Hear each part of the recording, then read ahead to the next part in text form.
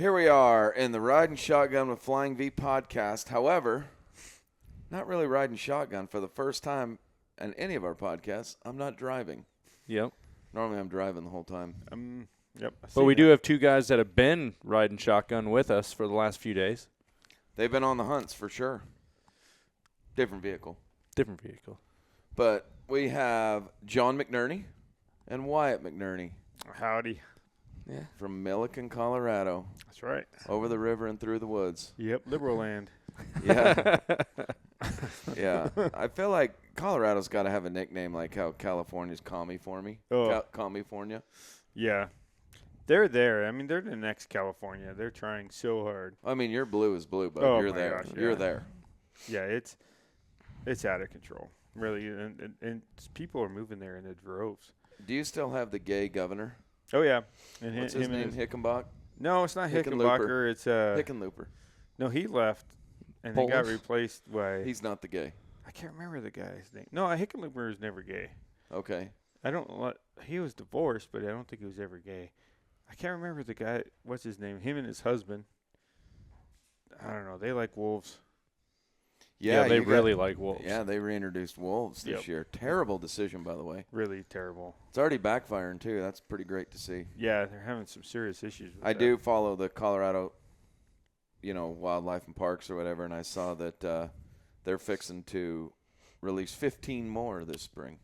Oh, God. Just terrible. It's a problem when you make decisions with emotions. Mm-hmm. There are some legit experts that know how to manage the wildlife in Colorado and know how to do their job quite well. Couldn't agree more. And when you throw in basically emotional, hypocritical, administrative class, you screw up everything. Oh, yeah. Like the admin, to me, admin and HR are the two evils that just destroy everything.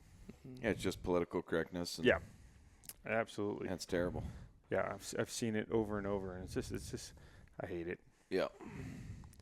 They put it to a vote with the people, and they just see him as fluffy dogs. So, like, of course we want them back in our mountains. Yeah. Mm-hmm. They are fluffy dogs. They're 200-pound predatorial apex predator fluffy dogs. Yeah. They'll mess you up if they get the chance. The only predator that kills for fun. Yep. Yeah. Yeah, they'll kill all your cattle, your sheep. They'll just kill everything. Not to eat it either. At least Right. a mountain lion will kill a deer and eat it, and then when he's done, he'll go kill another one. Yeah, they're your typical alpha dog.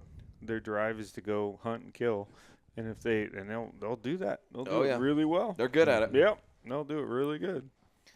Yep. So we've been on a 3-day goose hunt.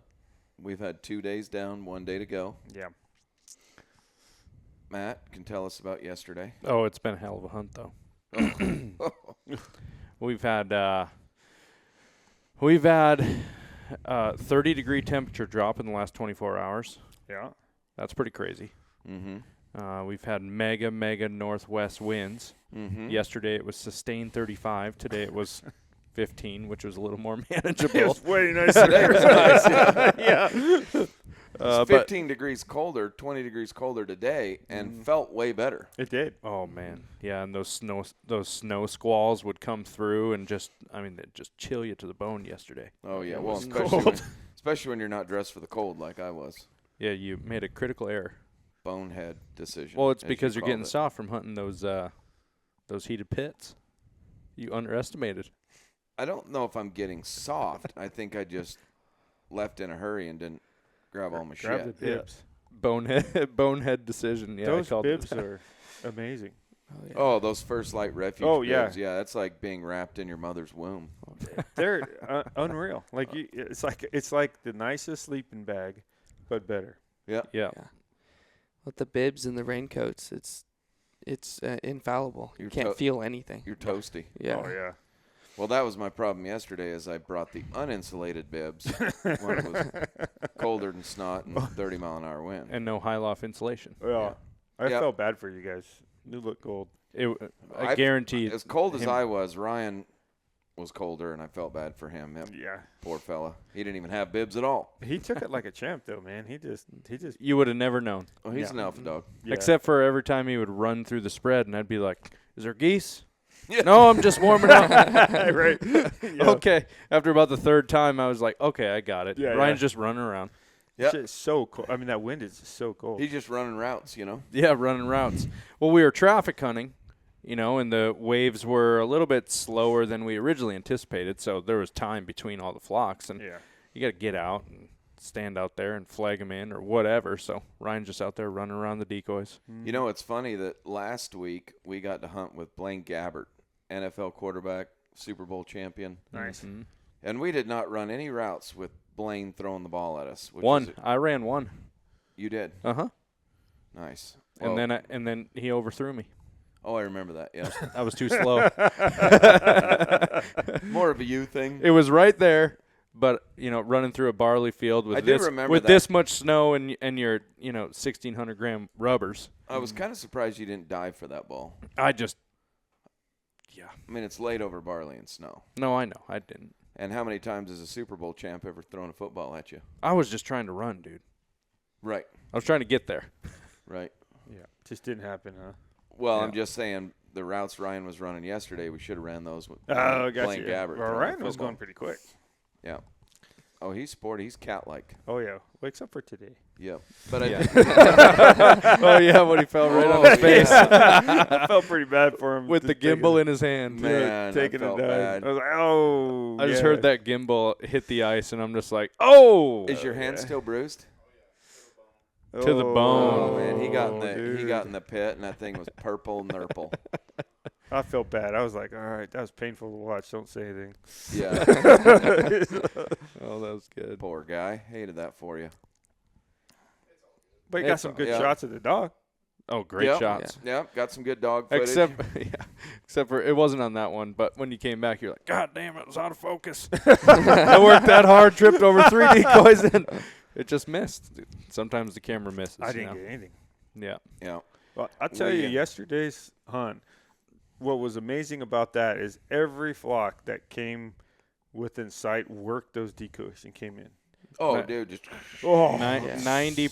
It was a full on traffic hunt. There was not any geese in that field, yeah. and they'd climb up the hill, and we'd be the first things they saw. And man, if they saw us, they were coming over. Yeah. And they were checking us out. I think it was like 95% of them Yeah. did. my favorite Yeah. flock is the one we had that came from behind. They're kind of doing the old honker slide, Oh, and they right. get above the decoys, and they've, in theory, overshot it, and they just stop in the air, pause. They just let the wind blow them straight backwards, They were just and then they sliding. lock up, and just dump right into the hole. Yeah. They It put was the like brakes on. Perfect Z, Yeah. like beep beep baby, back up the bus. It was so cool. Yeah, that was a pretty neat deal. We killed a few. Killed Oh, a yeah. couple. Yeah, we killed some, and they did it pretty right. And we weren't sure exactly how far. We made a little bit of a mistake early on. I put the decoys out just a little bit too far for that much wind. If there was no wind, we run them out that far and do that. But when they land at 55, Yeah. you can shoot them with no wind. But with that much crosswind, man, it's a hard shot. Oh, it was difficult. I mean, for we me. all struggled Oh, shooting in that I wind. really did. Well, the wind made it hard, and it's also day one for these guys, right? Mhm. Day one, we're all hunting together. What I will tell you is that today's hunt, which Completely was, different. by the way, an absolute hammer of a hunt. Oh, my yeah. gosh. We killed, Oh, Yeah. my gosh. killed 30 geese in an hour. I mean, it was just like bam, bam, bam, right in your face, like 15, 20 yards max. Yeah. I Yeah. mean, The shooting was way better today. yeah. Yeah. Luckily, I mean, he said it was closer, but I think we were shooting better. I think it's a combination of the two. I How think- about that? I think it was both. I Yeah. mean, Wyatt started the day strong by just pillowcasing a couple Oh, yeah, geese just right out of hammered the them. gate. Yep. So Yeah. good. No, and today was just incredible. I never. So we've seen stuff like that, like on video. Be like, man, that'd be so cool, And it's like today we were in the video. Like it was what I've always dreamed about, like a world class goose hunt would be. Yeah. Mhm. And it was like, whoa. It Yeah. came to fruition. We were like, holy crap, they're everywhere. They just keep coming and coming I and know. coming and coming, and they just get closer and closer and closer. And all of a sudden, they're this big. Oh yeah. Yeah. Okay, shoot them, and they're stuck in the wind. Yeah. They're just, One thing that a lot of people won't know is that when I very first got into goose hunting, 18 years ago, Like 18 years ago. That's a long time. 18 years ago. John was my OG goose hunting partner. Neither of us knew shit about it. Nope. We're like, let's figure out how to hunt geese together. And today we're in the blind, and these geese are just coming. It's just pandemonium and chaos. John looks at me laughing. He goes, remember we used to dream that this would happen to us? Yeah. Oh, Led's here. Oh. Go on. He's like, oh, come on. I want to be on Led's the making a podcast. cameo. I left him outside, didn't I? Yeah, forgot him. Oh, that's funny. He's like, oh, guys. It's cold outside, and I Yeah. know I've been working all day, but it'd be cool if, He's like, I like some loving. somebody wanted to kick the screen door open. Yeah. Got frost all over him. Yeah, John and I, we spent a lot of time goose hunting where we'd sit out all day and kill 1, 2, 0. Yeah, 0. Be like, why won't they land in our decoys? Yeah. Why are they going all around us, Yeah. but not here? Not here, not on us. No. What kind of hides would you guys do when you guys were hunting together? So- Like, how would you well, hide? So we had a blanket. Yeah. We had a white bed sheet. Very first was just White bed sheets. laying in the snow and In a the bed snow sheet. and a wet. Yeah. Yeah. Yep. And then it kind of moved up, got some permission. You remember hunting that railroad tie pit, that great big one that had the poker table in it? Did you hunt that with me? No, I never did that one with you. Maybe that was after. Yeah, we'd hunt those. Would you rough hunt, like stand behind stuff? Yeah, we hid in the trees sometimes in the Russian olives. Just well, stand. then we upgraded and got those ground blinds. Yeah, we got the Power hunters? Avery Power Hunters. Yeah. Power hunters. Those are the greatest blinds ever. I wish we need 10 of them right now. Avery, We would lay in those things and freeze our asses off. Yeah, I mean, we're basically we're doing the exact opposite of that right now. We are doing the exact opposite. We You even can just we even hide put 'em heaters anywhere. I know they do disappear. Yeah. Like you can hide those things in stubble that tall. I really preferred the X-Lander because it only had I don't even think it was 14 full inches from bottom to top. Right. Whereas that Power Hunter had it. I mean, that hood is tall. It's a bit tall, yeah. Yeah, but it's an odd shape, right? So Yeah. it works. But Yeah, those old X-Landers with the soft doors, they were Yeah. nice and short. yeah, They would disappear. yeah. Yeah, we would do that, and we had some great times, and that's what really started a terrible addiction for me, and Oh, yeah. kind of ever since then have basically focused my life on it. Mm-hmm. I remember that first, decent hunt that we had at that gypsy farm Mm-hmm. where that snowstorm came in, Mm-hmm. and we, shot, more than one goose. Mm-hmm. And we had Thor, and Thor was working them and Yeah, bringing them. John had a pretty cool yellow lab named Thor. Mhm. That was the first dog I'd ever seen pick up a Right. waterfowl bird. Yeah. We didn't know what we were doing. I got DVDs on how to train them. Mm-hmm. we just oh, this is lab. We can do it. You know. So then he'd go get geese for us and bring them back. Yeah. And the dog part for me got really addictive. I like seeing a dog work. Yeah, that's really cool. Yeah. That's really cool. Well, it sounds like that hunt was a recipe for success with the snowstorm coming in Colorado. Yeah. Oh, bit it of was wind. Awesome. Yeah. Yeah. Yeah, it was really neat. Those neat first little few area. years we hunted, the limit was 3 geese. And so you'd get up, and I remember times when you would get them right, and they'd be doing it. You know, I tell the story about the first time I ever hunted by myself and tripled. I was like, oh, man, that's the end. Mm-hmm. But then we'd have these flocks that would do it kind of like today. Every now and then you get one flock that does it, and it's like, well, I can triple, but Then I'm done. Then I'm done. Right. What do I do now? I felt that way today. I was only pulling the trigger one time. Well, "Ah." I there was one time you pulled the trigger twice. I know. I was so mad. I mean, I Whiff. smoked. Whiff. I didn't whiff. I didn't whiff. You I did. hit him right in the butt. You did tickle his ass one time. Man, it sounded like That it one time. smacked him. I swore it smacked him. I gave him a little bit of a lead too. And Yeah. That's one of them alpha geese. yeah. Yeah. And then I was running TSS. Well, I was running TSS in the back trigger, and I'm just like, man, what I I only would want to shoot one because what if a Ferrari shows up, and we need to take a poke at him? Mm-hmm. Well, then that goose was going straight. I hit him in the butt, and he's crossing right to left, and then he's kind of going straight away, and I'm like, ding, ding, ding, I got the TSS. Let's try this. And he was going straight away at I don't know, it was far for me. It was poke. 70, yeah. And he got away, and everybody laughed at me. Oh man, that was awesome. It was just fun. Today was an incredible hunt. I mean, no matter how much you do it or how much you see geese and how often you get to decoy birds, A hunt like today, it'll make anybody giddy. It was Oh, groups of 50, Right. and then in between the groups of 50, when there would normally be downtime, Mm-hmm. it was singles, pairs, and triples coming Oh, in from yeah. every direction. Like we literally didn't have a There was 60-second period where you weren't No, there was always something else calling, coming in. decoying, Yeah. working geese. And then, I mean, when we shopped a little bit, and then we center and picked everything up, and there's still geese. They're still trying to land Yeah. in the decoy as we were picking them up. It was cool. How was a good many spot. times do you think you've been goose hunting, Wyatt? 3, maybe 3? 4. Yeah. How would you rank today's hunt Oh, in comparison? it's a different culture. Like it really is. I love it. Like when we went and parked the trucks and we saw those geese flying in, like we'd be kicking ourselves in the butt in Colorado all day long because we missed those geese. But here we're like, oh, they flew in, cool. Let's watch them land, watch them walk around. Remember, We're I'm like, just wait 5 minutes. Let's just stay Yeah. warm. Keep They're like, they're right there. yeah, you guys are they're there. I'm like, let's just give it 5 more minutes. Let's see what the next group does. Then that pack of 4 is like, Oh, yeah. so awesome.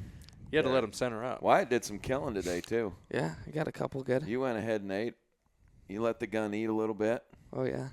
Yeah, it was really good. Me and Dad doubled like 5 or 6 of them. Yeah. Shot at the same goose, folded it, and then missed the next 2. Yeah. So good. I like that definition of double. Yeah. We both shot at the same goose, killed it, and then missed the next goose. So we doubled. We doubled. Yeah. I love that. Yeah. We were having trouble with our lanes. Well, Wyatt was doing good. I just shoot his goose for him. Yeah. Oh, how about that one today? So we had that flock come in, we shot, and there was this one high goose, and he gets hit. And I've never seen a goose do this. He drops his butt towards the ground, so he's kind of looking straight up, and then he just hovers. He looked like a hummingbird eating at a feeder and just sat there hovering. And I'm like, shoot him! Shoot him! And everybody's like, boom, boom, boom, boom, boom, boom. Everybody trying to lead him. It's like, just aim right at him. I'm like, wow, I've never seen this. And finally, he just kind of like fell down, and Led went and picked him up. But I've never seen a goose do that. I swear to God, we hit him more than once. He was just going to hover in there. He was hovering. He was a champ. That was Yeah. that was really, really cool. That goose had some passion in his heart. He did. An He, alpha goose. he was Yeah. looking for some sugar beets. Yeah. He had some passion in him. I Yeah, like that was pretty neat. I was like, why is he not folding? Just sat Yeah, there. yeah. Yeah.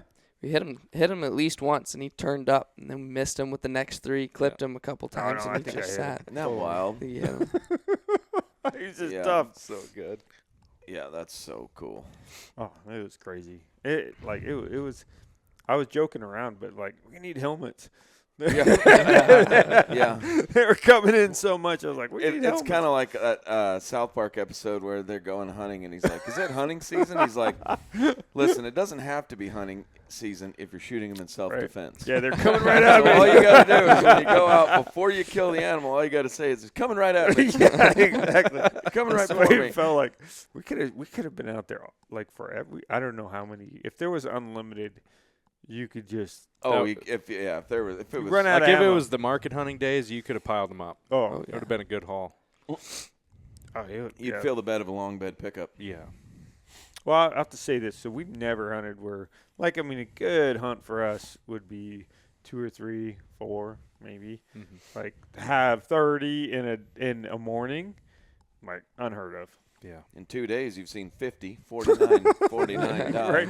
I was like, yeah. And I am confident that we will murk them again tomorrow. Yeah. Well, man, they want to be in there, don't they? Oh, yeah. It's gonna be. It'll be a bit of a re-ride. Yeah, it will. It'll be colder. Yep. Today was 9 degrees. Yeah. Tomorrow it'll probably be 0 or less. It's Same calling wind. for Same wind. We'll get them. I think they're going to fly a little bit later tomorrow. Yeah, they flew at 8 o'clock yesterday. They Right. flew at 10 o'clock today. Yeah. Probably fly at 1 o'clock tomorrow. I don't think they'll wait that late. No, you guys got to get on the road too. We do. Yeah. I actually have. What time are you hoping to leave by? Probably like that 11. Yeah. 11, Oh, we can do that. 11:30, something like that. It was kind of because we got to Well- get back home. We've got a big show coming up next week that we're literally gonna drive down home, and then I'll probably spend however many hours packing up, and then Monday morning at 5 we're gonna take off to Kansas for the show. What show? It's the Hoof Care Summit. So it's one of the There's two really big. So first of all, before you go into that, yep. tell everybody what you do. Okay, so I own a business called Yukon Forge, and we make horseshoeing tools and hammers and blacksmiths, and we make custom knives and things like that too. But we sell a lot of hammers, a lot of horseshoeing tools, a lot of horseshoeing knives, and so we kind of supply a lot of tools to that industry. Mm-hmm. So that being said, there's a few different shows that people go to, and that's a really good way to have your name out there and to meet your customers and the supply houses and Sure. all that type of stuff. So Who's going to the show with you? Are you going to go, Wyatt? I can't. I've got school. I got to go back, and they're like, the whole Ames College stuff, they're like, you can't miss that stuff. Like, even if you're sick, they will make you come in with the flu and take your Really? tests and they're sit like through no lectures. tolerance. Really? Yeah. Yeah. They're really strict. Of course, I'm like, I want 95s plus, right? So Yeah. I'm working hard, and it's like attendance and all that stuff. And if you miss one day, they'll knock you down like 20 points out Really? of your 1,000 you get. Yeah. Real It's communist, huh? It's a half letter grade if you miss a day. Yeah. Holy Wow. crap. Seriously? Oh, yeah. And he's buckled down really good in school and just killing it. So Yeah. Of course, taking it there's- serious. Yeah. Well, I mean, Sounds like you got to. I think that's great. Mm-hmm. But If that they being- would have done that to me in college, I would have been in a world of hurt.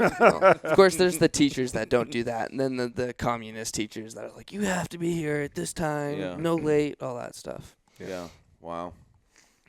Well, that Yukon- sucks for you. Yeah. Yukon Forge. Yukon Forge. So John is the guy who is making the custom Flying V bird blade. That's right. Waterfowl knife we've spent years prototyping and designing. And then we went down last year. John, we sent some prototypes back and forth. Right. John whipped up some knives. Yeah, we spent a little while trying to figure it out, and before we even contacted you, we spent time thinking about it and using different knives, trying to figure out what we liked, what was right, what do we like about this and didn't like about that, and then brought the design to John and the concept to John, and John helped design it. It's unreal. We knew the waterfowl world needed a good knife. Yes. There was nothing on the market. I'll tell you, there's still nothing on the market like what we have, the bird blade. It just sucks to have to pull your pocket knife out and hope that it's sharp enough to get through the fat layer, and then you dull it on the feathers, and then it's all bloody. You put it back in your pocket. Like, Well, the blades are never long enough either. they're on a pocket never knife. long enough. Yeah. And Not everybody carries one. Right. right. And so John made the knives, and then Wyatt is a little leather working genius. I say little. You're not little at all. You're big. Yeah.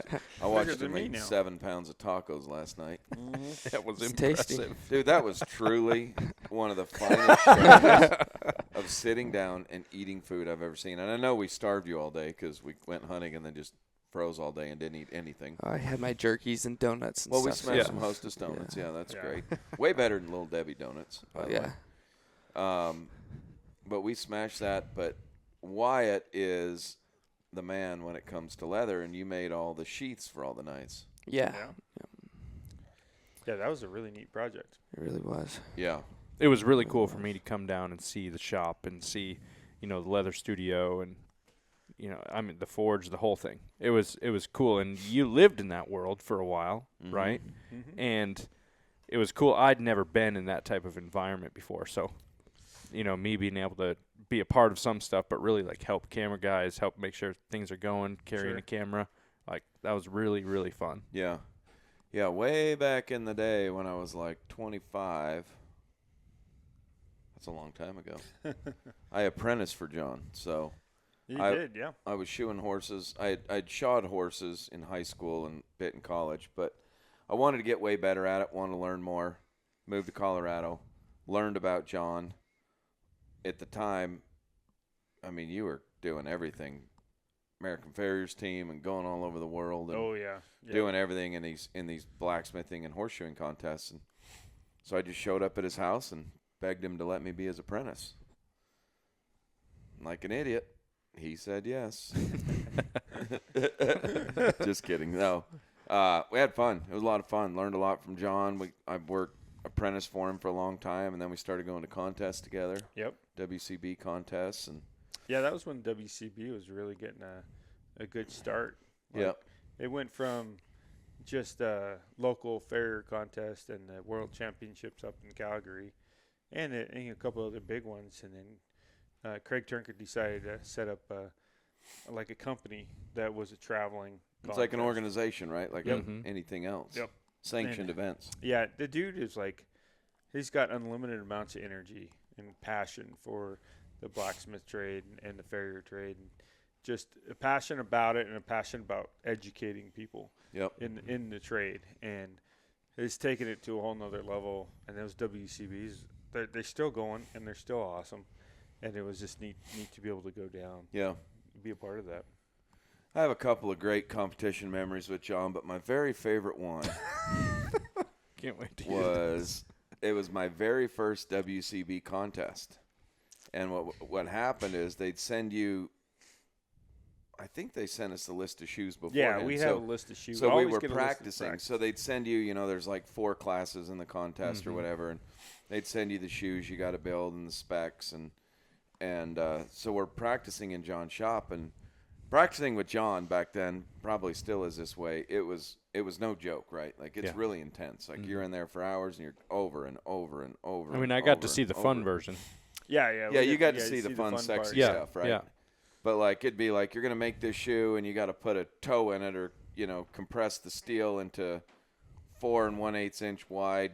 You got to widen the steel. Well, I mean, he might have a bunch of bar stock, and I do that to 20 different pieces of steel before you ever make the shoot, right? You just master one step, move on to the next, move on.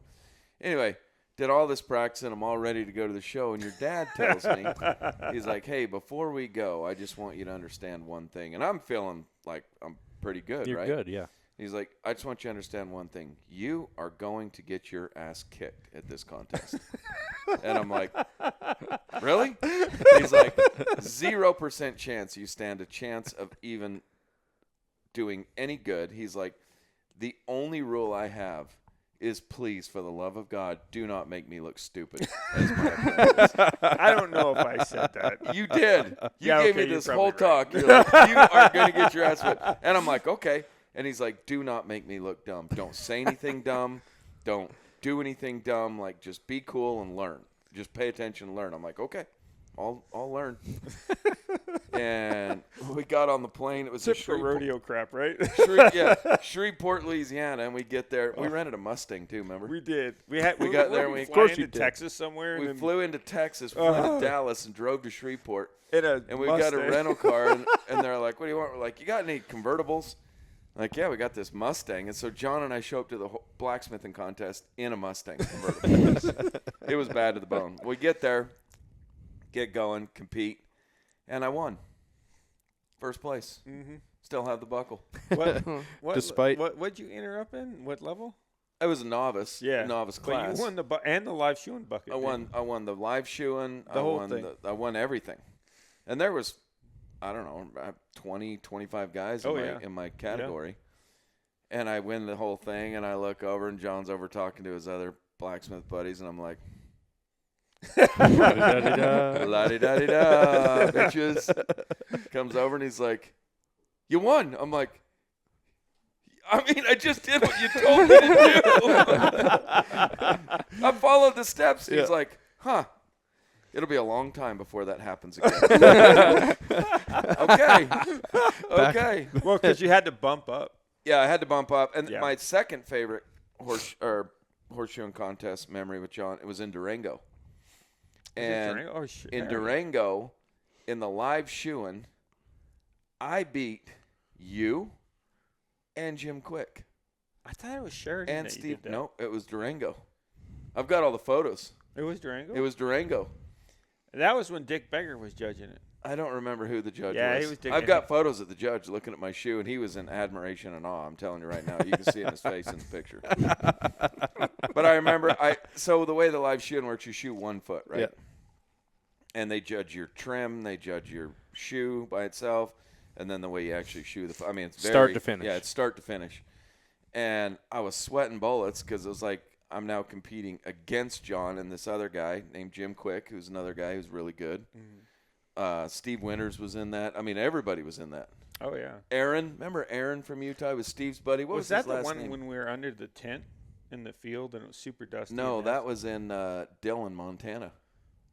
Yeah, I remember. Dillon was the now tent. Montana. That was a fun contest. That's one where And you won that one too. well, you and I won the chain making contest. Yeah, that's right.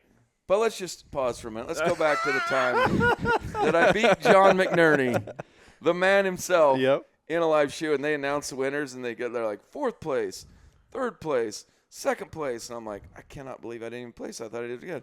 1st place, Brady Davis, and I'm like, oh, I'm gonna get some shit for this. Like I actually was really pumped, but I also was like scared to go see John. Of course, yeah, you're nervous. Because I'm like, man, the students now become the master, which I didn't. But in that one moment, I beat him, and it was pretty cool. It was good. Yeah, that was a really that was a neat moment. What people didn't really understand, and I really didn't understand that too. So you have a lot of apprentices and stuff. Brady had a lot of experience shoeing horses before he ever came, right? And so you didn't have to teach him. Like some guys, you got to teach him how to pick up the damn foot. Horsemanship. Yeah, and he had more horsemanship than probably even I did, and I've been around horses my whole life, and so I didn't have to worry about the horsemanship part. And he shot horses since when did you start showing horses? Like your mom 15, drove you to places, yeah, like 14, 15. yeah, like I was just cold banging yeah, but you were backyard still horses, shoeing but I was horses, shoeing horses, yeah. right? And so that was a lot of experience, and then you're obviously extremely teachable. You're not stupid. And you pick up stuff extremely fast. So Look at Matt. he's like, don't say that to him. What I'll say is, That's like, what I'll wonder say when is, he lost that skill. in the last 25 years, he seems to have left that by the wayside. I don't know if it's old age or what it is, but my other favorite contest memory with John, we went to Dillon, Montana. That was awesome. That was the best. And I don't even remember how I did in the horseshoeing contest, but kind of the blacksmithing part, they did a chain making contest. And you would get these little thin dowels of steel, and you had to forge weld these links together and make a chain. yeah. And it was only about that long, but then what they did is they did an anvil drop. Okay. And so they had a forklift. They picked up an anvil with the They forklift had a and dropped forklift, it. a big anvil, like Yeah, yeah. 200-pounder. Yeah. And they had like a 10-foot, like regular chain hooked to it, and then they would snap your chain in to the anvil, and they'd go and they just drop it off. And it's like a 20-foot. I mean, it's a big drop. Yeah, and you're that thing so would hit. redneck. Yeah. That thing would hit, and you'd see if it held, right? Yeah. And so I don't remember the order, but it was a 2-man class. And so John and I'd never made a chain. So, again, we're practicing. He's showing me. It's really tricky because when you forge weld those chains, you have to, overlap the two pieces. But then, like, the hammer work is really intricate to get them. You got to hit them hard enough to weld them, but you also don't want to flatten them out and screw them up. There's a balance. It's really tricky, It's yeah. really hard. Yeah. And so we'd practiced a bunch in his shop, and it's our turn. We were like number 10 to go, and I'm watching these anvils drop and chain just going, poosh. They're like bullets. I mean, and we're all standing Oh, around yeah. and going, Of oh, course. this is cool. Like, Nobody's wearing safety glasses. We're all just standing around Yes. like, yeah, I got pictures of us standing around there, too. Yeah. Pretty awesome. But I'm like, oh, man. I'm like, well, the nice thing is it's a 2-man contest because I'm the apprentice. Like, if this goes bad, at least he can't be mad at me. Like, Right. we did this together, right? Mm-hmm. It was one team, one dream. And they get up there, and they get our hammer up. And he's like, all right, what do you think? And I'm like, I think it's going to hold. He's like, really? I say what I always say. Well, you got to go into everything with confidence. You Of know, course. You never know. Mm-hmm. And they drop this sucker, and it just goes, doom. I'm like, holy shit. Was it the only one that had held up until that point? Up till that point, and then they dropped a few others. So good. And then what they did is they took the ones that held, and they drop them again. Anyway, we won the chain making. Yeah, It was say pretty last cool. man standing. We were last man. It's like single elimination. We're the last man standing. So ours got dropped a few times. Yeah, I mean, by this point, the links are like, they Yeah. stretch They it. stretch course, out. yeah. We're over there looking at the welds after each one, and I'm like, I don't know, Start pulling apart. Yeah. So what we did in the 2-man contest, I think it was four links or 6 links, but I would make four. 4 links. So I made a link, and then another link, individual links, and then I would give it to John, and John would make a link, and then forge weld, the 3 and then Yep. the 4 together. So I forge welded 2, he forge welded 2, but his were trickier because he had to link the chain Link up. them together. Yeah, that's great. But it was some kind of rule, like you both had to make the links. Like one guy couldn't just stand there and watch. No, we both had to Yeah. make a couple links, and so it didn't say who linked up the chain. So I was like, well, I'll do my best to make these 2, but, you know. Because when you're making a chain, the problem is on an anvil, once you're hooking, now you have a chain on the anvil. Right. So that complicates it even further, and so it was a lot of fun. It was a great time. We made all kinds of fun shit, hatchets and. I can't believe how much time and money and energy we put into win the Oh chain. my gosh! You know, it's like you think about it now, and you're like, oh, that was fun. It's like, but no, we were serious. We're not gonna. We win. never went to not win. Oh yeah, it was serious stuff. Everywhere we went, and I appreciate this about John is when we were practicing for a contest anywhere for anything, like contest is 3 weeks out, it was every single morning practice. Like you be at the shop, fire going, everything done, 4:30 in the morning, rolling, and we are going. We are practicing hard. And we would be in there forging for 2-3 hours, get done, and then go shoe a whole grundle of horses. Right, yeah. As many as we can get done. By the time you get home, I'm freaking blind in one eye and can't walk. You're so tired. He's like, sweet, see you at 4. Aye, Cap. Aye, Cap. But what I will say is even when we didn't win, every single contest I went to, I felt like we were prepared. Yeah. I mean, we truly knew what we were doing. We were prepared. Whatever the shoes were or the blacksmithing projects or anything, I felt prepared. I felt practiced. I mean, we put in the time. Oh yeah. It just feels like you got, and so when I think about Forged in Fire, you had so much experience competing, Oh yeah. and I mean, people don't stand a chance. Yeah. Well, when we watched that episode where John won that one time, going into it, I remember telling you guys, I'm like, he's gonna win With the because, sword. well, that was the final project, Yeah. but Yeah. the other ones, I'm like, he's gonna win because the dude is used to like standing at an anvil and having somebody say, "You got 1 hour, ready, set, go." Yeah. And then you just have to trick in those contests, and you can speak because you've done way more. It isn't even just like being able to complete the task; it's the time management. Yeah. Yeah. And knowing in your head, I've got 11 minutes that I can do this. I'm going to measure out my steel. I'm going to do this. That's going to take me 2.5 minutes, and it can't take 3. Right. And it can't take 1 because that means something Went got wrong. overlooked. Yeah. Yeah. And so it's just the time management. That's what I had to learn because I got to where I could build the horseshoe or whatever. But then, like, we'd practice, and John would time me, and I'm like, I'd either finish way too early, and it would suck, or I'd go way too long. And he's like, all right, here's how you manage the hour, right? Mm-hmm. Yeah. And it wasn't that I was learning at that point the skill to build the shoe or the knife or whatever. It was just the time management. Oh, it's huge. I think the time management and stress management was the thing. Well, the stress. So at these WCB contests, they use coke forges, which are really hot, right? Hotter than a gas forge. Oh yeah. And at John's house, like he had one too, and we'd practice. And if you leave a shoe or anything in there too long, it'll melt. Yeah, it'll literally melt. You the just steel. burn the whole thing Yep. up. And so we went to one contest, and I had this one particular shoe. I don't remember what it was, but we were making 2 in one class. So you're making one specific thing and one specific thing. So while you're working on this one's in the fire.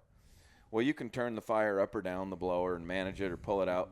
But you wanted to time it so the second you were done with this and you went to the next one, it was the right one's heat. ready. It was the right heat to then go to work, so you're not wasting time at the fire. And I remember being so stressed out about that. I put the shoe in. I set the blower. I'm like, all right, I'm good. Here we go. Go back to get my second shoe. Second shoe is fully gone. Like not even a remnant of the second shoe. But it was a one-man class, so John couldn't like come help me. Right. But he's watching. And I look over and I'm just pouring sweat. And I'm like, he's like, start over. Yeah. And you could do that. You grab a new Yeah, you piece grab of steel another and piece start of steel, over. you go on. So I started over, and I didn't place in that class. I finished the shoes, but I remember just being so nervous about burning a shoe that what did I do? Melted Burn the an shoe. entire shoe. Oh yeah. And we've all done it. Oh, We've yeah. all done that. Like, oh, we just smoked that one. Well, didn't you in one of the Forge and Fire ones, you had a time limit of like 3 hours and you finished in 2 hours because you thought you had to? So the last time I was on Forge, so I was on it 3 times, and the last time I was on it, they didn't air it. I think they had a whole batch of them. It was during the COVID deal, And so the company that owns Forge and Fire is a big giant corporate company, and they were like Nazis about like the masks and stuff. And I asked later on, I said, why'd that episode get botched? And he's like, the masks. And I'm like, what are you talking about? And he said a lot of the reality TV shows, the popular opinion against the mask was so much that they canned the shows not to get the wrath of the public. Like they didn't. If you were wearing a mask, the public's going to So comment and mad. be like, "What are Yeah. you, liberal pukes?" Exactly. Yeah. So that's why they close it. But that being said, we had a contest that was really neat. So the last one I was on, we had to make a Damascus big like Bowie type blade, and we had 3 hours, but I thought we had 2. And they were like, you gotta weld all this stuff together and make a big blade. And then we're gonna beat it on a big giant metal thing that looked like a torpedo. That was like the hardest test they've ever had. And because last time they did it, every blade broke, and whoever like didn't break it, the last one like won type of thing. So they're like, all right, you do it. So I was like, all right, I'm gonna push myself. I'm really, really gonna push myself. And I was pushing, I was ripping through stuff, and I was just going, and I was like, man, on a mission. And I get down, I got my blade. I'm like, I'm stressing. I'm like, holy crap, this time is so tight. I'm like, how am I gonna get done? And I'm pushing and pushing, and I've got my mind, and I'm not making any mistakes. Everything's going well. And I'm like, I'm getting down to the last few seconds, and they're not saying anything. And I'm like, They're not doing the old 10, 9, yeah, they always did that. Yeah, I know. Because they would start screaming, you guys got 30 minutes or whatever. Yeah, you know? yeah. They didn't do any of that. I'm like, because they would do certain things to put stress on you to see what happens. Yeah. Or they would do stuff to see if you were paying attention. Yeah. And so my mind was like, oh, they're being quiet to see who's not paying attention. And they're just going to cut us off. Well, I get it done like 5 seconds before it's time to be done. And they don't say anything. And I looked at the producer, and I'm like, hey, man, they ain't saying anything, and they're still going. So, and the producer looked at me, you got another fucking hour. I'm like, oh, crap. So I just like worked on that thing. I didn't stop. I just kept working on it. Spit polishing. Anybody got any extra virgin He's olive looking oil? to see, like if he can see his own reflection. Yeah, because I knew if you quit, they wouldn't do it. But it was fun. I mean, the blade held up, and we all did good on that test. Obviously, That was my next question. Did yours break? nope. It didn't barely even man. got any deflection on it. My man. Yeah, it was cool, and I was so proud of it. And then they didn't air it. Of course. So, but the guys that competed with me, so they had 3 guys instead of the 4. They just went with 3, and all 3 guys did really well. Really? Like one guy, the forge wasn't as hot, and he struggled through it, and he did fine. And they had this other young kid that was like a really good artist, kind of a hippie kid, but he did really good. Like he made some kind of weird, funky blade, but it did great. Wow. And we had a great competition, but I feel bad for him because like at that point I'd been on like this is my 3rd time on, and I was like, all right, I'm kind of over it, and you know, it's just a game show, you know, that type of thing at that point.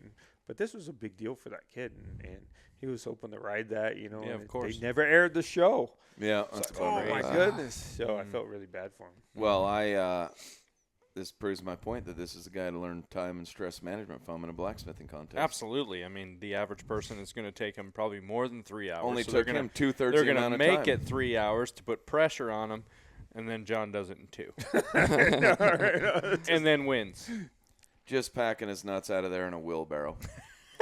You know? Another South Park so reference. It's funny, like the guys that competed in the horseshoeing stuff all did well. Yeah. Because, and I told everybody, it's just like a horseshoeing competition. If you've done a bunch of them, and it's easier because you don't have to put holes in it. And if you understand heat treat and that type of stuff, you can really whip through it. Yeah. So, but most of the other guys on the show, they've never been in a competition, never had to manage time, never had to manage stress. And at that point, I had managed so much stress that when they said go, I was able to just block everything out and just go to work. Mm-hmm. Right? You know, it's just like goose hunting. Like the guy that's never shot a goose before, and now they're honking and coming in, their adrenaline's like racing up. And I know you guys are like, oh, just hopefully he doesn't shoot his buddy, you know, because he's so excited.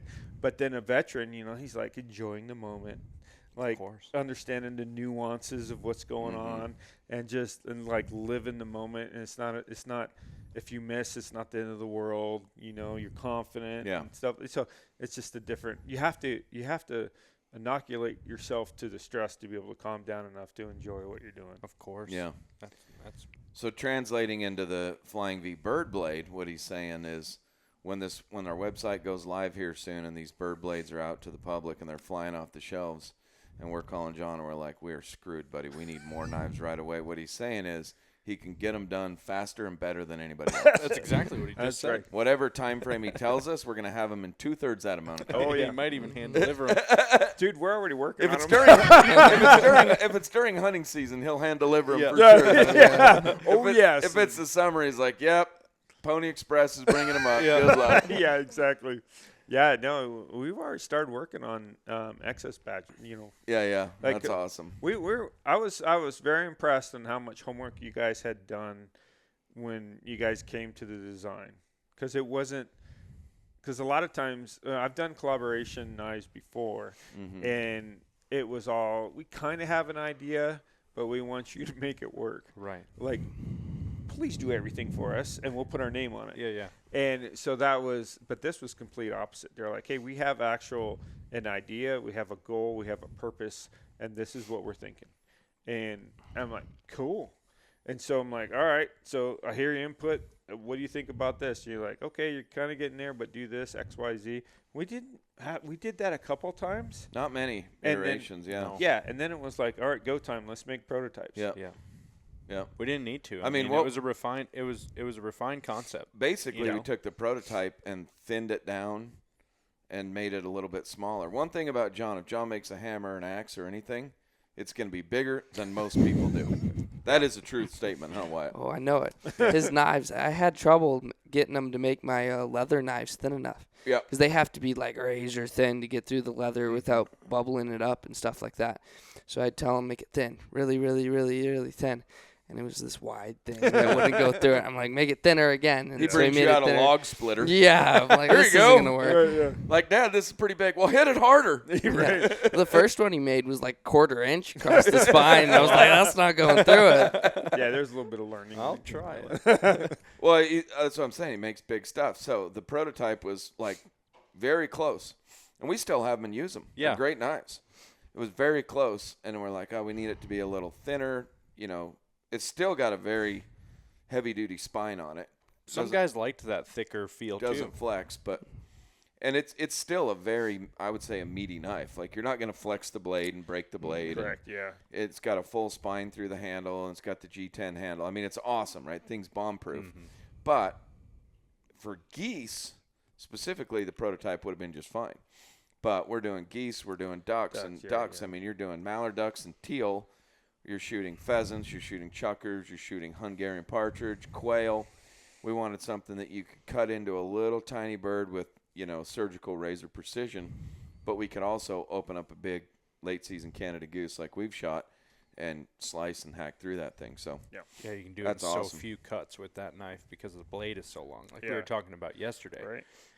Being out there's one cut in there where you need a really long blade. Yeah. Well, and if you cut down the center to start too, you need a long blade. But that last cut around the wing joint, like you have to come and swoop around it, and it's deep. And Yeah. you're probably going to hit feather too. Yep. And so that blade just needs to be longer. Yep. And on this one it is. Yeah, it made a lot more sense yesterday when we were actually using it. And I'm like, oh, I get it. I Yeah. get what you're going at. And, Yeah. And it like you could tell you guys have done a lot of birds with that knife, and you're able to whip out that breast really quick. I mean, very efficient. Yeah. Wyatt, how did you get into doing leather work? Yeah, so 3-4 years ago now, for my birthday, my mom bought me this little leather kit, right? She's like, I do a lot of arts and crafts, and I draw, and so she found that on Amazon or whatever, and was like, I bet you he'd like that. So I got it, and I started working with it, made some belts, made some little coin pouches and stuff, sold it to the people at church for like $5 or whatever. Yeah. Thought I was on top of the world. But then Mom found a old leather worker in, where is he, Fort Collins? Or Oh, that no, area? that's hygiene. Hygiene. Hygiene, yep. Yeah, but he turned out to be like one of the best, like the best, like to the point where he's so good in the leather competitions, they just have him judged. They don't even have him put his stuff in there. So we went over and asked if we could get lessons, and he was like, sure. So every Monday he'd give me 5 hours of free time, and he was 5 great. hours? 5 hours, He yeah. was amazing. He's just gonna let me go Wow. build stuff. Oh Yeah. yeah. That's cool. And it wasn't just like I was totally free to just watch him do stuff, but he was like, we're going to do this project and I'm going to work through it with you and I'm going to teach you how to do this. Wow, what Yeah. a cool thing. And one of the first things we did with the sheaths, and he taught me his signature style, and I was able to do it the right way the first time, which really helped. And yeah, so I learned from him how to do that, entered the sheath in a couple different competitions and won some ribbons, and then got this. This is the biggest job I've ever been able to do, and got some money and How some do fun you stuff. so the knives, like all the knives that we have, right? We've got the production knives and the limited knives. Every single one of them is just a leather sheath. Like there's such good tension. You can hold the sheath and try to shake that knife out, and it's not going to come out. How do you get that type of tension on every specific knife? Yeah, so that's actually his, like, I wouldn't say signature style, but that's like he came up with that, and that is the way to do it. So if you look at the edge of it, you notice there's the split at the very top, Yeah. and that's just like kind of a flex. Like we can put a split in there, and it'll hold it better than other people's blades. But we will take the leather. Yeah. I love that. See how it's split open? I'm still better than you. Right? I love that. But that was the first thing he showed me with the sheaths. He was like, if you do it this way, you're going to hold it better than other people. And you're going to do it the right way. Because if you just fold two pieces of leather over, it's not going to do anything. What you have to do is you have to fold it over. You have to get it wet. So you stick it in a warm water bath for 2-3 seconds till the bubbles go away. Pull it out really quick, wipe it down. And then you stick it on the sheath, and you either take it and you press it, or you work it with your hands. So you work all the ridges of the knife, and you really secure the leather around it. And we got a system for all these knives where I just stick it in a hand press, and I squish it down, and it adheres it right to the knife. And then So every single knife, every knife and the sheath that you make for it is fitted for that one specific knife. Yeah. Because like in the G10 handle, right, they can all have a little nuance in the the engraving or however, right? Like They're pretty I know they're all uniform. the same in uniformity. The color can look a little different, but Yes. you're saying that if Joe Blow buys a knife and we send him the knife and it comes in a leather sheath, that sheath is fitted for that knife that he has. Yeah. It'll hold the other knives because it's just that good, but it specifically will hold that knife. If you look in it, you can see all the little ridges and the spots where those things go in. So, and especially with those knives where you put the little grooves in it, if you stick it in there, the leather's been squished so much that it just locks it in. I know that when we first got the first round of production knives, it took some work to get those knives broke free. Yep. And that's where it was still slightly damp, and it had the finish. And it's the finish that really ties it together, because when you squish it together and you have it really nice, over time, eventually it'll start to loosen and become normal leather. But I put a couple different coats of tan coat and some other things on there that just seals it. And it makes it hard. It gives it like that hard feel, right? And it'll hold it for just a really long time. And then when we put the knives in there where it was slightly damp and had the coating, it just kind of stuck to the knives. Yeah. That's bad to the bone. I like the sheaths because, coming from the horse world and the rodeo world, cowboy stuff, I like gear that when you touch it and hold it, there's no question that it's going to last forever. Mm-hmm. Yep. No different than the knife, no different than the sheath. And it would have been a huge bummer for us to make this knife of this caliber and use either a cheap leather sheath and nothing against it. I don't love Kydex because it's plastic. Right? It's like everybody has Kydex. Everybody sheaths. has a Kydex. And again, the whole idea of this knife is we want the heritage. We want to begin the heritage of knives and waterfowl. Like we talked about this the other day. People collect, decoys and shotguns and calls and blah, blah, blah. And they save everything. And you go in the old waterfowler's house. He's got everything he's ever used before. And there's one right now. Can I see that? No, we're good. And but nobody in waterfowl has knives that they pass down. All right. And I love this. So these things are awesome, right? And again, Easy. Dropped it. It's Again, sharp. the retention is really good, right? Like it Mhm. doesn't come out. You have to put your thumb on it and pull it out, which is just freaking And awesome. then the spacing that I leave behind it, of course, if you don't have sausage hands like yours, but if you put 2 fingers on it and you pull it out, it'll pull out to where your pointer finger's right in the groove. So you can just grab it with the 2 fingers and you've got it perfectly. Wouldn't See? have known, yeah. We're learning shit. This Because one- I always push it with my thumb too. Yeah. Well, once they've been in and out a few times, then you can pull them out. Yeah. But like that leather sheath, I mean, it's high quality leather. This thing is thick. It's heavy duty. This can bounce around in your blind bag, your you know, your upland vest, your hunting vest when you're out chasing pheasants or chuckers or whatever. And it just looks Western. I love that. The stitching is heavy duty. I think Yeah. you freaking nailed it. We Wyatt. got, I'm so got pumped. like the highest grade stitching we can have without it being like too big. Yeah. So it'll hold. Yeah. Well, this was cool because when we knew we were going to make these and we had the opportunity for Wyatt to make the sheaths, there was a bunch of – this was Wyatt's first kind of gig, like real gig, you know. And so his friends were out getting jobs at Walmart and, you know, doing dumbass shit like that. And then so Wyatt, like, let's learn how to make money. Well, how do we make money? We make stuff that people want and has added value to it, and you make it good and people will pay you for it. That's how you make money, right? 100%. So the cool thing is that we have to give a shout out to Chris at Slickbolt. Oh, yeah. I mean, the dude, phenomenal. So we went to him and we're like, hey, we just got a job. We're working with a company called Flying V. We explained it to him. And Chris is like, I got you guys. He's like, you're going to need this sewing machine. You're going to need this leather. We're going to do this. And so he really mentored Wyatt and put him down the line to make this really classic sheaths that are heirloom sheaths. Yes. Yeah. It was the same guy that we went to get all the lessons for and all that stuff. That's so cool. I mean, this thing, like, again, when somebody buys this knife, this is truly a knife they can use for the rest of their lives and then pass it down for generations. And I love leather, but I love well-used leather. Yeah, that's the cool That's part. what's going to look cool Yeah. about this. I got like straight from Herman Oaks, so they've like the oldest industry for leather you can think of. It's tanned right, it's dyed right, and it'll just the sunspots and everything that it'll give it gets cooler over time. Oh, yeah.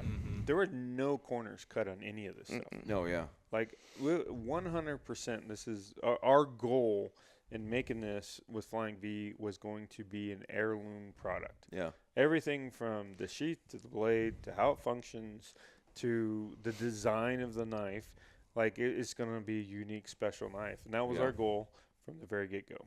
Yeah. Yeah, I mean, that was the vision, right? Well, you guys nailed it. I mean, this thing, Flying V, Bird Blade, Yukon Forge, this thing is bad to the bone. That was fun. They don't make them better. No, there isn't anything better. Yeah. I would put it against any knife in any bird cleaning setting anywhere, hands down, with confidence. Yeah, and let's be honest, it looks cooler than any of them too. Yes, it does. we're super proud of it. Like You should be. Yeah, I mean, it's this father-son American made. Yeah. Like sportsman, waterfowl, like everything about this is Capitalist like super freedom. cool Hollywood type stuff. Does it get any better? America, you know, like, let's get the cannon out. You know? It's like, I totally agree, though. yeah, none of this was cheap. None of this was like, all right, let's call up China and get some parts. Yeah. Right. So it was. No. This was all. Yeah. Really This is neat America at its finest right here. No doubt. I love it, man. I love it. Wyatt, are you tired of goose hunting, or are you ready to kill some more tomorrow? I'm ready to kill some more. I don't think you could get tired of that stuff. Oh my gosh. I haven't found the bottom in it yet. We've tried. We've tried really hard. I still every day get a little fired up, like ready to go. Oh, you Yeah. can tell. Like as you guys like just driving into it, you can tell you guys are like you go 10 feet, and you go there, Yep. and then you get there, you're like, and then he's getting the decoys, and I'm like, all right, where you want him at? And you're like, slow down, John. I've got to process this. And then I'm like, oh, okay, I'll put him over here. No, just put them on the ground and walk away. I'm like, okay, all right, I'll go get some other. It's like, Please don't touch. All we have to do is get them to center up on this hunt. Yeah. Like the hide is perfect. The field is right. We just Oh. need them to center up. yeah, there was a lot of thought put into it, and Yeah. that was really fun. That was We've really hunted with people where, say I'm working on the hide, and they want to help Matt. He doesn't want their help, so we'll be like, hey, go help Brady. They come over, and they're starting to work with me, and I don't want their help. So I'm like, hey, they're like, hey, Matt said to come over here. I'm like, sweet. Let them do like one thing. I'm like, cool, I think we're good. Like, blind looks perfect. Why don't you go help Matt? I'm like, I still got 30 minutes left on this blind. So I'm over there still working. I'm like, why don't you go help Matt? 10 minutes later, hey, Matt said to come back. And I'm like, we got ourselves a little silent battle going on over here. But you guys are good help, so we didn't have to do that. You guys were really good help. Well, we tried it. Like, I was like, all right, I'm the apprentice today. So it's like, all right, what does the apprentice do? He just looks for work, stays calm, and when the guy says do X, Y, Z, just do it. Yeah. Right, and be ready for it. So that was our goal. Hey, You guys did a great you guys job. did great. One thing I really appreciated about hunting with you guys over the last 2 days is you guys were safe. Very safe. You'd be amazed at when you hunt with people, and people that have the best of intentions, even people that have handled guns.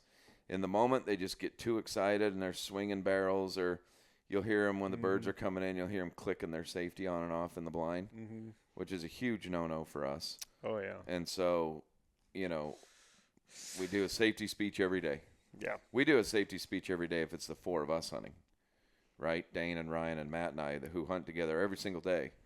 We still do a safety speech because, again, as fun as this all is, we don't want it to turn sour in an instant. And So. you can see how it could go bad. Oh, absolutely. And we play it extra cautious. You see, I stay down, sometimes. Like if they're swinging right, we're going to shoot, great. I'll just stay down because I'm just going to be in somebody's way. Same with Dane. We ran Dane and Ryan on the ends this time, which was new. And you could still swing over them, but it felt wrong. And basically, we didn't do that. We didn't do any swinging over. So No. the end guy, Yeah. me and Brady, had a lane, which normally you don't have on the Well, outside. and case in point, today there was that pair coming in. And we're like, all right, John and Wyatt, this is your pair. Wyatt, you shoot the right bird. John, you shoot the left bird. So they're coming and coming and coming and coming and coming. And right as I call the shot, Wyatt's bird does it perfect. He stoned him. Yeah, like 15 Well, yards. John's bird squirted out way hard left, and John stood up, and Ryan and I both stayed down. Mm-hmm. And John got up and swung and didn't shoot. Mm-hmm. And he's like, I didn't shoot. I didn't want to swing over you guys. I'm like, well, we stayed down. But still, But it you can feels still wrong, ring them with the barrel. Like, I appreciate that. You guys were – It wasn't worth it. Like, No, it's It's not one worth it. goose. Yeah, I Yeah, get it. just let it go. There'll be others. I had the same thing on the right side where that goose was on the ground, and I had to put my barrel like legit over your head, and I was like, "This feels weird." Yeah. Like, Yeah, no, I appreciated your guys' level of awareness. Because, again, when people are unsafe, I don't think they're making a conscious decision to be unsafe. mm-hmm. I think it's just an awareness, and they just get so excited, and they lose that situational awareness of what's going on. And that's how accidents happen, right? That's Yeah. dangerous. It's Yeah. a dangerous thing. Yeah. And as cool as this is, there's not many other shooting sports I know of where we put 6, 8, 10, 12 guys shoulder to shoulder with a loaded semi-automatic gun and say, all right, when I say, everybody get up and shoot. Mm-hmm.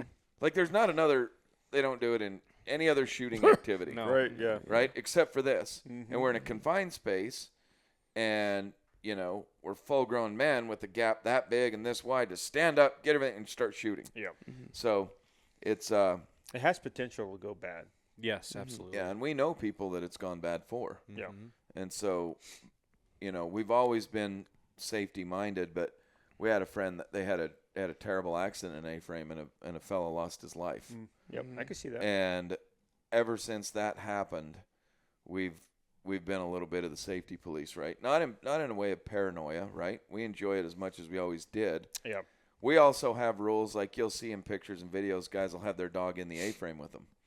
I am like, well, we are 100% anti any dog ever coming in the A-frame ever. I can see Smart. Because what happens, they run down the line, their tail's wagging, they're hitting triggers, they're hitting guns are falling over. that. Oh, yeah. It's just terrible. Mm-hmm. And so Yep. we don't ever, ever, ever run a dog inside the A-frame. That's why I have that other dog hide off to the side. And when we're hunting the guys and we have 2 dogs or even 3 dogs, just more dog hides outside, right? Mm-hmm. So you look at Lead, like Lead isn't ever trying to get in the A-frame. He's 7 years old. He's never been allowed in an A-frame one time. Mm-mm. The truth is, if I called him in, he'd probably be like, I don't know what I'm doing here. Yeah. This feels That's weird. smart. That's safe. Mm-hmm. The other thing is the dog can't see. Right. Mm. Well, yeah. You know, But a lot of people run them. If they run 2, they'll run the dog right there in the center. yeah. But And some companies are making A-frames where they'll actually have a dog hole in the bottom front of one. Oh, okay. Mm. And again, I'm not judging them, but to me, I'm just like, this is an accident waiting to happen, right? Yeah. Mm-hmm. I mean, dog gets excited, he bows up, he knocks your gun over, it falls, shoots me in the leg. Oh, yeah. Now I'm pissed off. Yeah, I mean, it turns something into something really cool into very like tragic. Totally. Mm-hmm. Right, it can do that. Totally. And you have to have that and I wouldn't say your safety speeches or like anything.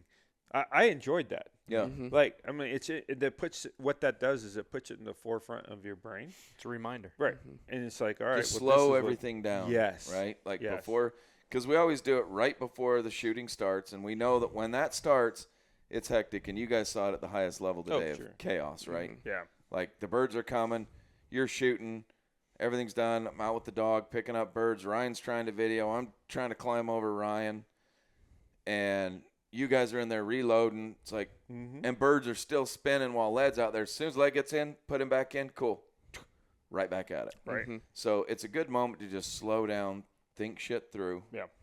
and go, okay, we've got to pay attention to this Yeah, because you do. You just gotta. I think you can't stress over like you gotta have this shot. You gotta have this bird. Right. Just enjoy the moment. Yep. Mm-hmm. Like it's not about the actual kill of the bird, which we are out there killing birds, but it's everything together. Totally. And so if you enjoy the whole thing, then you can bring that stress level down. You can breathe and you can think straight. Totally. Once when you get your stress level too high, they can't breathe and you can't think straight, and that's when things get dangerous. Yep. I completely agree. Mm-hmm. Well, it's been super fun having you guys. I'm pumped we get to hunt another day together. Ah, Oh, yeah. I'm really glad you guys were able to make it up.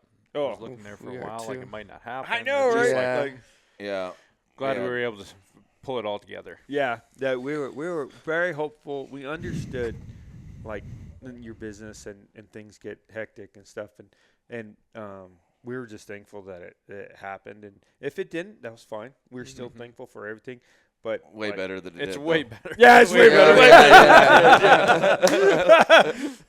I agree. Yeah. Well, I'm pumped we get to hunt another day tomorrow.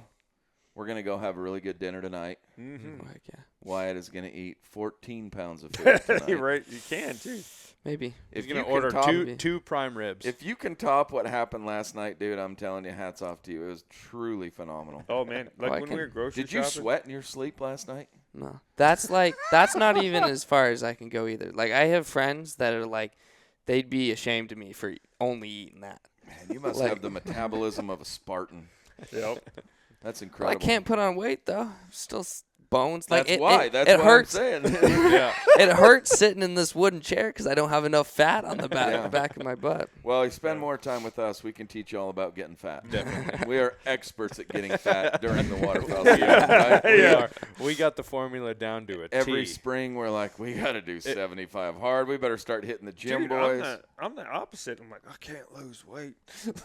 Yeah. Like I quit eating, Yeah. quit drinking, I quit doing everything, and I'm working my butt off, and I can't lose weight. Yeah. So, Yeah. Well, we can lose weight. We just, for about 5 months out of the year, choose not to make any effort whatsoever. Well, you got that extra layer of insulation too. You gotta You have know, it. I tell myself that, You but gotta I'm have be it. honest, I'm willing to put on another jacket. You know. Last item before we wrap up. In 2 days, on Monday, we got ourselves a new president of the Oh. United States. thank God. Hey, Yeah. How great is that? Oh, goodness. I think it's time. We'll have to throw a party. Time Yeah. for old Sleepy Joe to go. yes, time to go. Time for America finally woke up. The silent majority decided to make a change. and they Amen, did. buddy. Like we're back, man. It's America again. Oh my gosh, communists out. America's We back are in. back. God dang. Oh We my are gosh. so back. I tell you what, it's amazing this time around that finally the propaganda got stopped. People woke up and people were heard. Yep. Well, Really I amazing. imagine it feeling like this when the printing press came out and all that was abolished. Like, this is literally round 2. Yeah. Right. Yeah. That's a great. Absolutely. This Great whole comparison. podcast thing is amazing. The phenomenon that this has changed, this long format where people can sit down and you can tell who that person really is, 100%. and you can talk through the bullshit and see what really like what the facts really are and what's really going around, and then you can get other people's opinion and not a 30-second soundbite. Like, Well, it encourages critical thinking, right? Because long They- form yeah. conversation, somebody can listen to it. They can listen to this podcast and decide if we're idiots or not. That's fine. Right. But at least they have the ability to think critically on their own. Whereas if you're watching mainstream news, it's just, here's what happened, here's the facts, blah, blah, blah, on to the next story. Well, if you believe that network, then you're like, well, okay, then Trump did this and Trump did that. Well, that's not true. Right. It leads to propaganda. 100%. Like anybody that owns or any kind of format like that, the temptation for pure propaganda is too great. I think that the confidence in mainstream media is all but completely lost, Oh, 100%. which is awesome. Yeah. Right? Again, critical thinking. Well, I think it's cool that people can gather information on their own. We live in a time and a world where there's so much information at our fingertips. Like, people are smart enough to get information and decipher it for them. I don't care if somebody's liberal or conservative. I just want them to think critically about their position on correct. something. Yeah. Right? And we don't all have to be the same. No, we don't. Like, there are going to be people that don't like goose hunting. I'm like, I don't want to hang out with you, but you have your own opinion. Do That's your own America. thing. Cool. Right. Yeah, That's exactly. 100%. The truth is, I really love people that don't like goose hunting because then they're not goose hunting. They're not here. When I'm That's right, yeah. right? Yeah. So I always say I love golfers. You know why? Right. Because they're they're not not goose hunting. they're not on the river fishing all summer when I want to be on the river There fishing. you go. Yeah. They're out playing golf. Yeah. So we're all People each that our ski, own, right? perfect. Go skiing all winter. It's the best winter sport ever. By the way, tell your friends. Invite your friends skiing. Mm-hmm. In the meantime, we'll be out hiding in an A-frame together and shooting geese in the face. Exactly. Or the ass. Right? Corm? I did shoot one in the ass today. Yeah, that was great. Well, I think we wrap up and go have some dinner. You guys got any other things we need to cover, Corm? No, I just want to thank you again for working with us on this project, man. Like, Oh. I am so thrilled with how this came out, how the limited run came out, but also just the working relationship and the forward thinking and all of that has been the best I've worked with from a collaboration standpoint. We work with people. Yep. We don't work with people like you. Well, we appreciate that. So part of our business is, like, we want to honor our clients, like to almost to an extreme. Like, it's important to us, like, if somebody comes and hires us to do a job, that we want to do a job to the point where they're ecstatic about it. Over deliver. Yeah. Yeah. Under promise, over deliver. I think that's I think it's a good thing to teach Wyatt. And it's a good thing to teach the young kids today, and to be able to be proud of making something and put your heart and soul into it. And I mean, we thank you for the opportunity to be able to do this. We're ecstatic on what turned out, how it turned out, and how we got to, like, it's just been it's been so cool for us.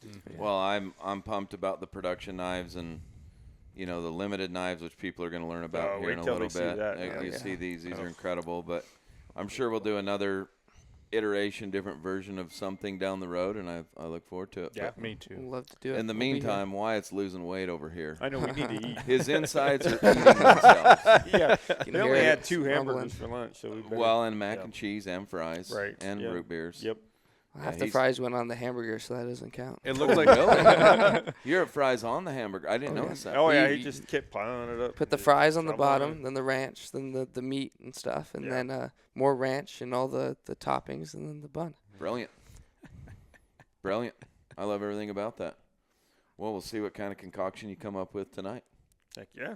All right. Well, thank you guys. And if you like the podcast, share it. Tell your friends. If you don't like the podcast, we don't give a shit. See you guys.